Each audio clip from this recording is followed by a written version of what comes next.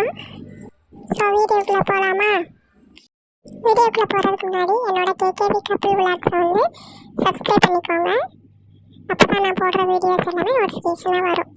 போகலாமா?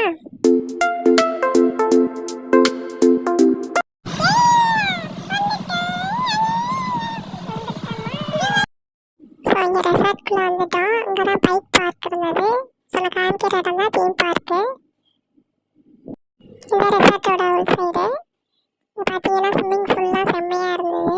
ஸோ இதில் தான் நாங்கள் இப்போ ஃபன் பண்ண போகிறோம். டிக்கெட் எல்லாம் புக் பண்ணிட்டோம். பார்க்கலாமா? ஃபஸ்ட்டு பார்த்தீங்கன்னா குட்டி பையனை இறக்கியாச்சு. ஸோ அங்கே ஸ்விம்மிங் ஃபூலில் வந்து சாங்ஸ் எல்லாம் போட்டுட்டு இருந்தாங்க. ஸோ அதெல்லாம் போட்டால் காப்பிரைட் ஆகுன்ட்டு தான் நான் போடல.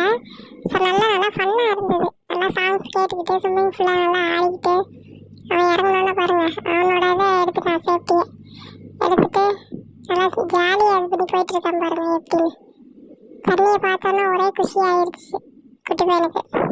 எப்படி தவி போகிறான் பாருங்கள். அவனோட இதை செட்டில் பண்ணியாச்சு. ஸோ அவன் இறங்கி என்ன வேணாலும் பண்ணணும்னு விட்டாச்சு. ஸோ கார்டனிங்கில் என்ன இருக்குன்ட்டு போய் பார்த்தோம். நல்லா செம்மையாக இருந்தது. ஆர்டிஃபிஷியலாக எல்லாமே இருந்தது. ஸ்டாச்சு வந்து நல்லா க்யூட்டாக இருந்தது. எலிஃபென்ட் ஸ்டாச்சு இதெல்லாம் இருந்தது. ஸோ நல்லா டிஃப்ரெண்ட் ஸ்டாச்சுவாக இருந்ததுன்னா அங்கெல்லாம் ஸ்டில் எடுத்தோம். பார்க்குறதுக்கு செம்ம க்யூட்டாக இருந்துச்சு கார்டனிங்கில். ஸோ அங்கெல்லாம் இருந்துட்டு அதுக்கப்புறம் ஸ்விம்மிங் ஃபுல்லாக விழுகலாம் அப்படின்ட்டு இருந்தோம். ஸோ இவன் ஜாலியாக பண்ணுறதை பார்த்துட்டு எனக்கும் ஆசையாக இருந்தது. சரி ஸ்விம்மிங் ஃபுல்லாக விழுகலாம் அப்படின்னு சொல்லிட்டு நானும் இறங்கியாச்சு களத்தில். பார்த்தா என்னோட தண்ணி வந்து கம்மியாக இருந்ததுனால என்னடா இது இவ்வளோ கம்மியாக இருக்குன்னு பார்த்தா குழந்தைகளுக்கான ஸ்விம்மிங் ஃபுல் இது. பெரியவங்களுக்கு வந்து அந்த சைடில் இருந்தது. ஸோ இதிலலாம் வந்து சறுக்கி விளாண்டுட்டு இருந்தோம்.